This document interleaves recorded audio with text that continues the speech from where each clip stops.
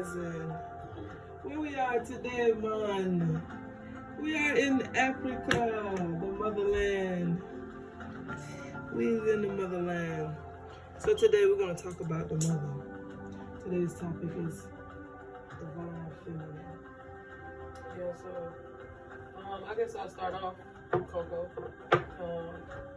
And I'll say for majority of my life, I was a tomboy. I was just a tomboy. I had a big brother, and I just wanted to be just like him in my eyes.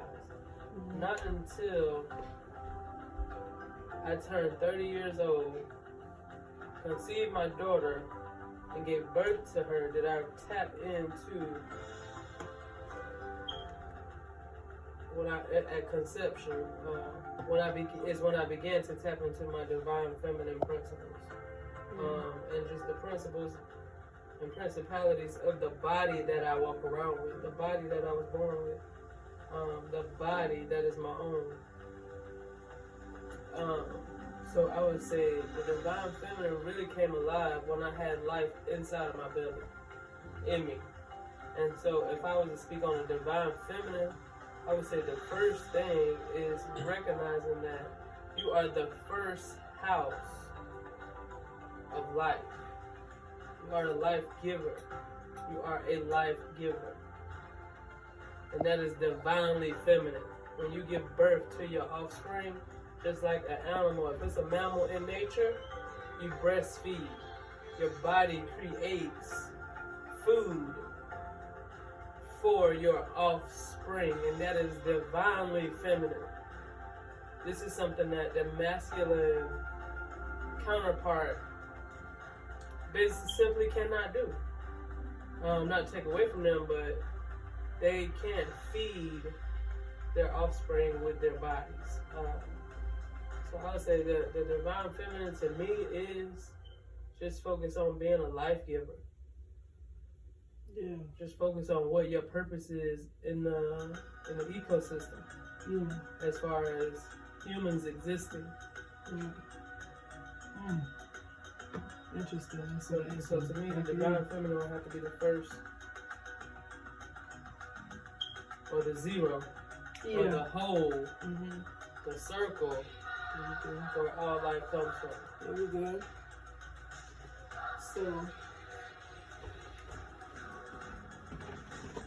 So for me, the divine feminine to me means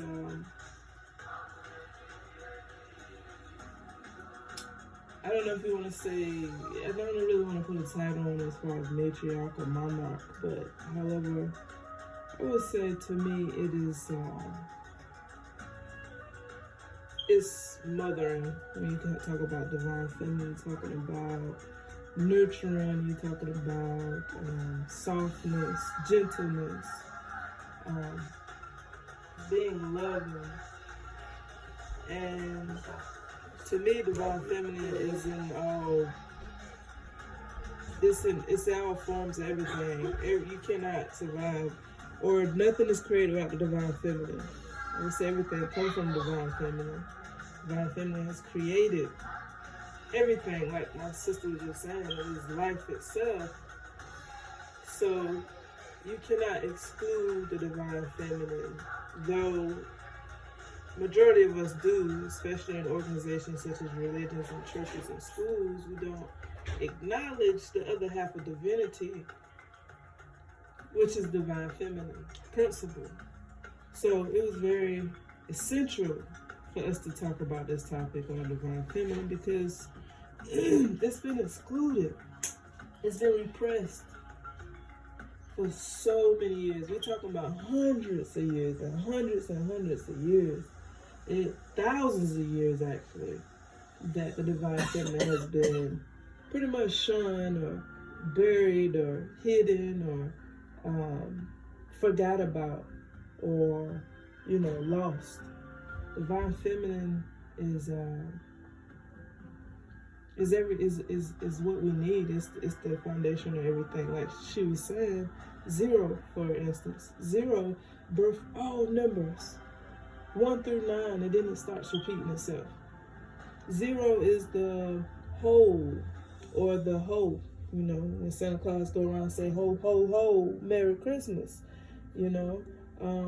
It's the hero, it's the zero that births 1, 2, 3, 4, 5, 6, 7, 8, and 9. So we have to basically bring back these teachings. We have to unbury these lost teachings and lost wisdoms of the divine feminine, which is I would say the foundation of what we stand on.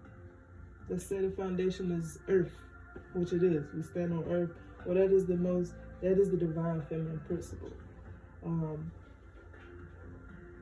And we cannot exclude it or substitute it or alter it or replace it with anything else.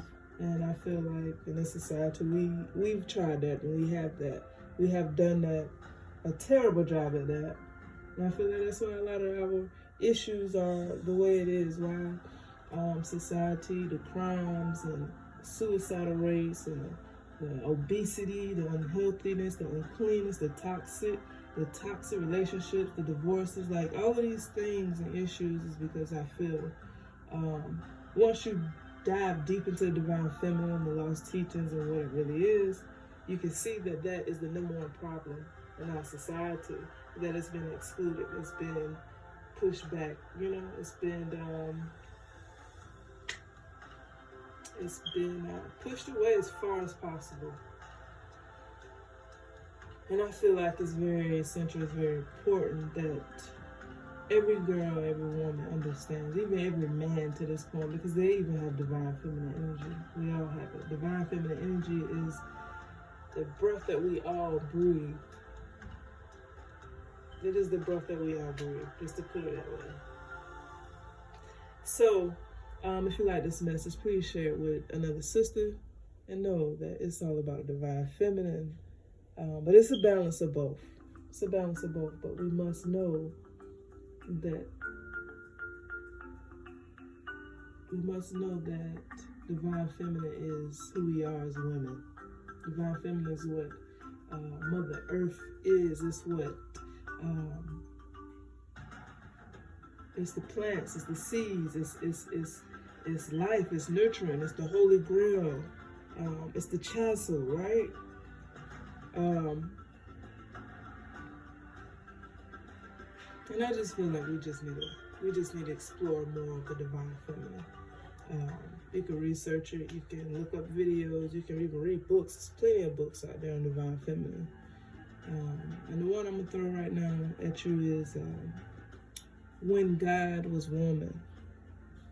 So check that out in your time, whenever you have time. Check out divine feminine and explore the teachings, the lost wisdom, the lost spirituality, the culture of divine feminine. You'll be very surprised that not only is it the number one problem, but in the world, we can actually do something about it. And actually, it's our solution to all the issues. It's the solution to all the issues of the world if we actually balance out the divine feminine and understand it more. We could tap into a whole different world, you know. And so I'm going to close this out, but the divine feminine, long story short, the divine feminine is a whole nother world that was unspoken of in history. So do your diligent research, dive into the divine feminine. I can't stress that enough. And to every girl, to every woman, know your value, know your worth, know that you are the most brilliant, the most beautiful thing that is walking on this earth. Have a wonderful day and empower her. Peace.